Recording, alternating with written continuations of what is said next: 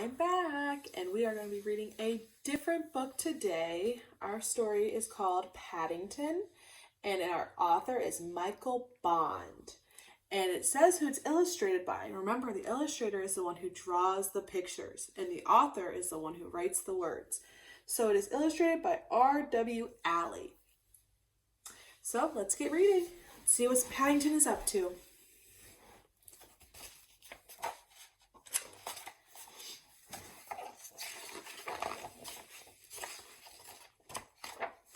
Mr. and Miss Brown first met Paddington on a railway platform. In fact, that was how he came to have such an unusual name for a bear, because Paddington was the name of the station.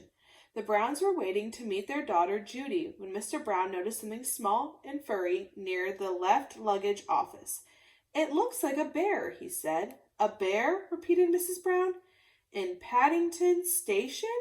Don't be silly, Henry. There can't be."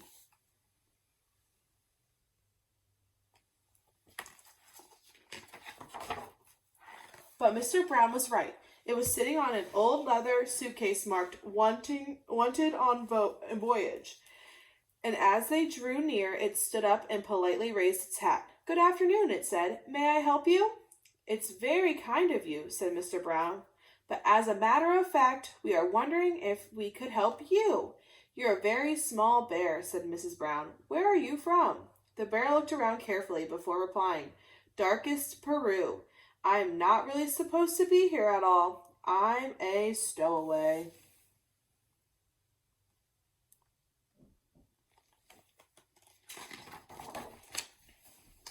"You don't mean to say you've come all this way from South America on your own?" exclaimed Mrs. Brown. "Whatever did you do for food?" Unlocking the suitcase, the bear took out an empty glass jar. "I ate marmalade," it said. "Bears like marmalade." Mrs. Brown looked at the label around the bear's neck. It said quite simply, "Please look after this bear. Thank you."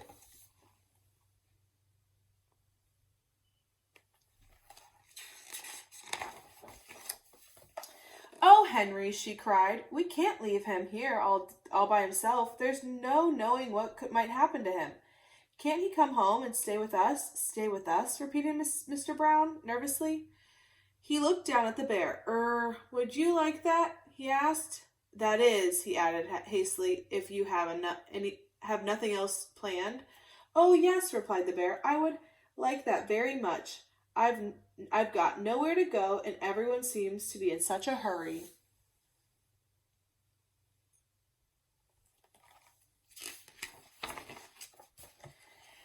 "That settles it," said Mrs. Brown. "Now, you must be thirsty after your journey. Mr. Brown, can you get some tea while I go and meet our daughter Judy?" "But Mary," said Mr. Brown, "we don't even know its name." Mrs. Brown thought for a moment. "I know," she said. "We'll call him Paddington, after the station.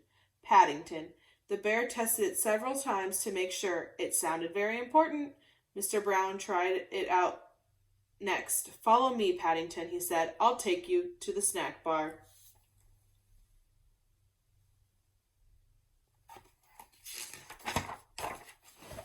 Mr. Brown was as good as his word. Paddington had never seen so many snacks on one tray, and he didn't know which to try first. He was so hungry and thirsty that he climbed up onto the table to get a better look.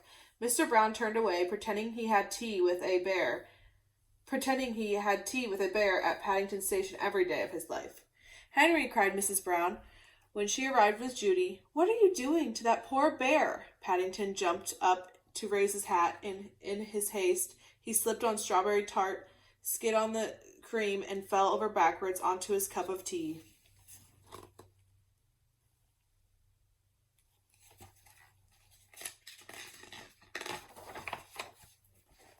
"I think we'd better go before anything else happens," said Mr. Brown. Judy took hold of Paddington's paw. "Come along," she said. "We'll take you home, and you can meet Mrs. Bird and Brother Jonathan." Mr. Brown led the way at a waiting taxi. "Number 32, Windsor Gardens, please," he said. The driver stared at Paddington. Bears is extra," he growled. "Sticky Bears is twice as much, and make sure None of it comes off in my interior. It was clean when I set out this morning.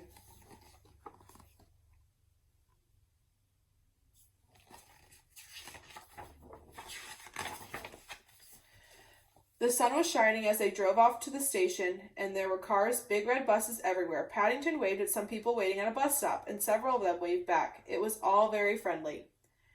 Paddington tapped on the taxi driver's shoulder. It isn't a bit like darkest Peru, he announced.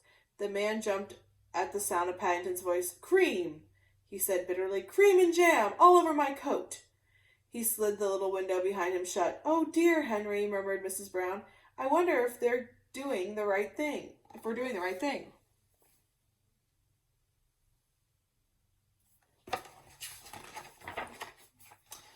Fortunately, before anyone had time to answer, they arrived at Windsor Gardens, and Judy helped Paddington onto the pavement.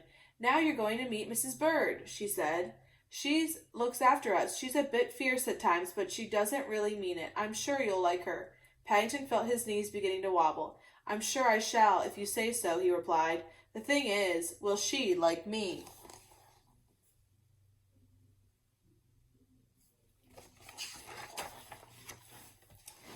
Goodness gracious, exclaimed Mrs. Bird. What have you got there? It's not a what, said Judy. It's a bear called Paddington, and he's coming to stay with us. A bear, said Mrs. Bird, as Paddington raised his hat. Well, he has good manners. I'll say that for him. I'm afraid I stepped on jam tart by mistake, said Paddington. I can see that, said Mrs. Bird. You'd better have a bath before you're very much older. Judy can turn it on for you. I dare say you'll be wanting some marmalade, too. I think she likes you, whispered Judy.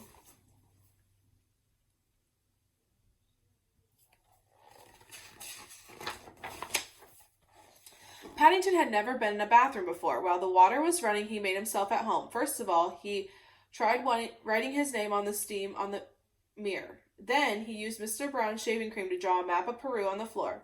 It wasn't until a drip landed on his hat that he remembered what he was supposed to be doing. He soon discovered that getting into the bath is one thing, but it's quite another matter getting out, especially when it's full of soapy water.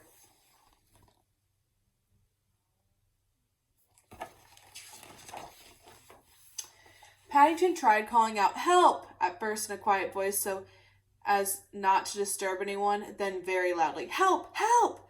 When that didn't work, he began bailing the water out with his hat. But the hat had several holes in it, and his map of Peru soon turned into a sea of foam. Suddenly, Jonathan and Judy burst into the bathroom and lifted a drippy Paddington onto the floor. "Thank goodness you're all right," cried Judy. "We heard you crawling out." "Fancy making such a mess," said John admiringly. "You should have pulled the plug out." "Oh," said Paddington, "I never thought of that."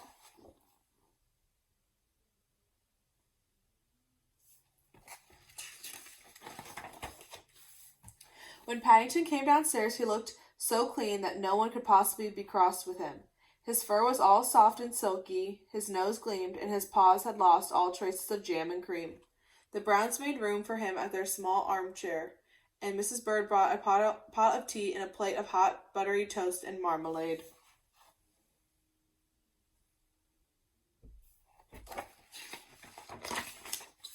"Now," said Mr. Brown, "you must tell us all about yourself. I'm sure you must have a lot of adventures." "I have," said Paddington earnestly.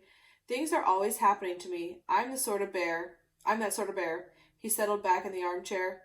"I was brought up by my Aunt Lucy in the darkest Peru," he began, "but she had to go into a home of retired bears in Lima."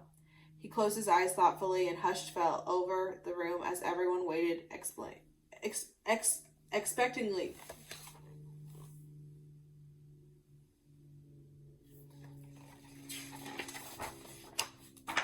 After a while, when nothing happened, they began to get restless. Mr. Brown tried coughing. Then he reached across to poke Paddington. "Well, I never," he said. "I do believe he fell asleep." "After all that's happened to me," said Mrs. Brown. "Is it any wonder?"